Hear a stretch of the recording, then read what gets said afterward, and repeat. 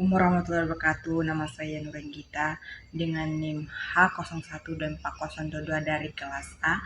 Pada kesempatan ini saya akan membuat video atau mempresentasikan tugas UAS dari mata kuliah perkembangan peserta didik dari Ibu Husnul Khatimah SPD MPD dengan tema rancangan program pembelajaran yang berjudul pembelajaran debat berbahasa Inggris berbasis perkembangan dan berpikir kritis, keterampilan dan komunikasi untuk peserta didik kelas 9 SMP.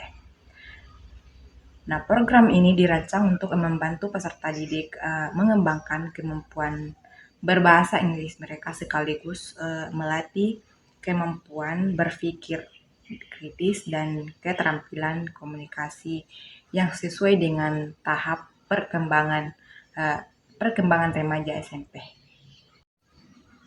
Jadi langsung saja materi yang pertama itu dari latar belakang, yang dimana bahasa Inggris merupakan salah satu keterampilan penting yang dibutuhkan pada era globalisasi saat ini.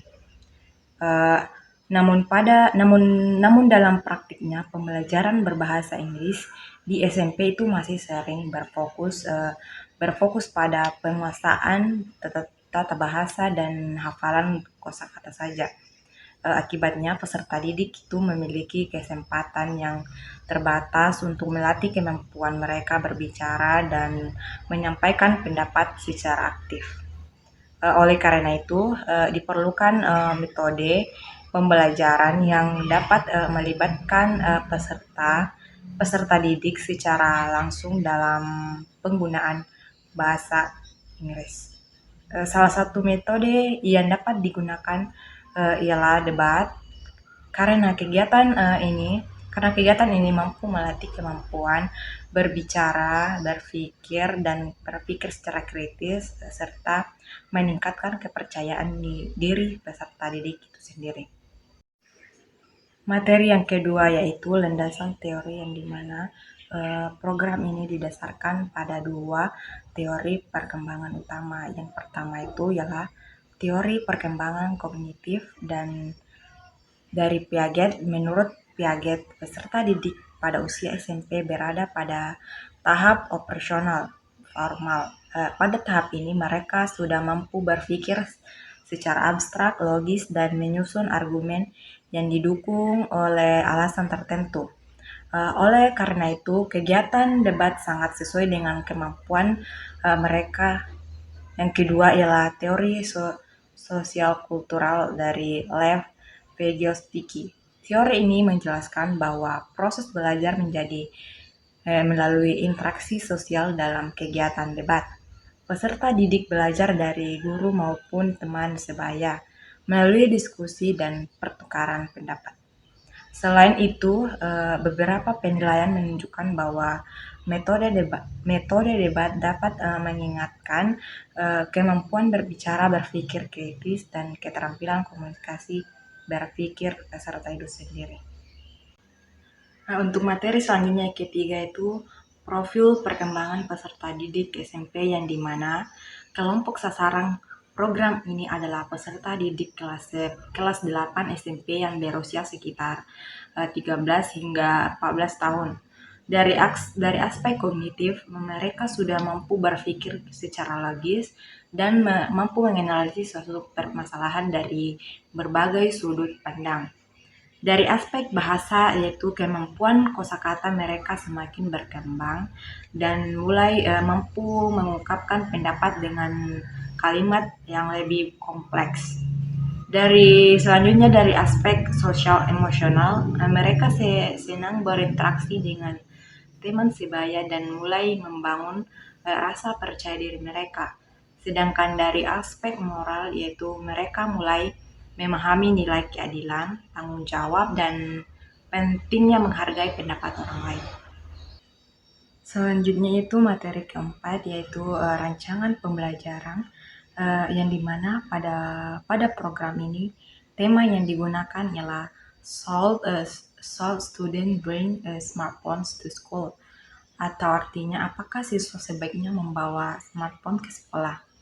Nah, pembelajaran ini dapat dirancang selama 80 menit.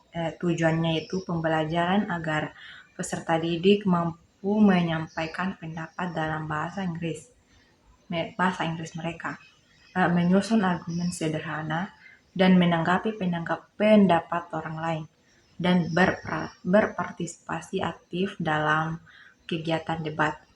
Pada kegiatan pembuka, guru memberikan salam dan melakukan apresiasi mengenai penggunaan smartphone dalam kegiatan kehidupan sehari-hari.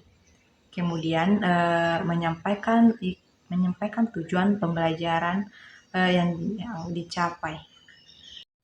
Yaitu selanjutnya materi kelima, yaitu langkah-langkah pembelajaran, yang dimana pada kegiatan inti guru dahulu memberikan perkenalan kosakata dan ungkapan yang biasa digunakan dalam debat, seperti I agree, I disagree, dan my opinion. Selanjutnya peserta didik dibagi menjadi dua kelompok, yaitu yang pertama kelompok pro dan kelompok kedua itu kontra. Masing-masing kelompok menyusun argumen sesuai posisi mereka, kemudian melaksanakan debat sederhana dan menggunakan bahasa Inggris. Setelah kegiatan debat selesai, guru memberikan umpan balik terhadap penggunaan bahasa dan kualitas argumen yang disampaikan. Pada kegiatan penutup itu, peserta didik melakukan refleksi dan menyampaikan hasil pembelajaran. Aktivitas ini dipilih karena sesuai dengan perkembangan berpikir kritis remaja dan dapat mengingatkan kemampuan komunikasi secara aktif. Selanjutnya itu materi keenam yaitu media yang sumber belajar, di mana dalam program ini digunakan beberapa media pembelajaran, yang dimana yaitu PowerPoint, video pendek, kartu ekspresi debat, dan LCD proyektor dan lembar kerja siswa. Sumber belajar yang digunakan tuh meliputi dari buku bahasa Inggris kelas 8 dan artikel sederhana mengenai penggunaan smartphone dan kamus bahasa Inggris. Media tersebut dipilih karena dapat menarik perhatian peserta didik itu sendiri, mempermudah pemahaman materi, serta membantu mereka berlatih menggunakan bahasa Inggris dalam konteks yang nyata. Untuk materi selanjutnya itu materi ketujuh, yaitu penilaian dan evaluasi, yang dimana penilaian dilakukan menggunakan pendekatan autentik melalui observasi, unjuk kerja, dan portofolio. Aspek yang dinilai meliputi kelancaran berbicara, penggunaan kosakata, kualitas dan argumen, dan keaktifan peserta didik, dan kemampuan bekerja sama dalam kelompok. Program yang dianggap berhasil apabila minimal 80% peserta didik dalam aktif dalam kegiatan debat, dan minimal 75% peserta didik mampu menyampaikan argumen sederhana menggunakan bahasa Inggris. Selanjutnya itu materi ke-8, yaitu refleksi kritis perancang, yang dimana dalam merancang program ini terdapat beberapa tantangan. Salah satunya itu perbedaan kemampuan bahasa Inggris yang dimiliki oleh peserta didik. Selain itu, masih ada peserta didik yang kurang percaya diri untuk berbicara di depan kelas. Keterbatasan ini program adalah waktu pelaksanaan yang terbatas dan topik debat yang masih sederhana.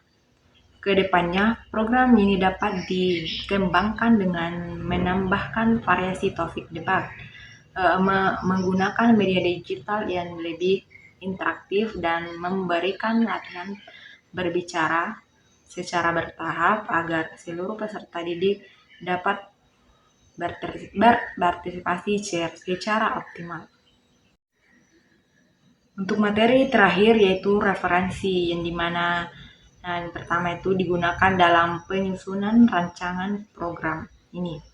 Referensi tersebut berasal dari teori perkembangan Piaget dan Vygotsky, buku psikologi pendidikan, serta penilaian mengenai penggunaan metode debat dalam pembelajaran bahasa Inggris. Demikian presentasi saya atau membuat video saya dapat disampaikan.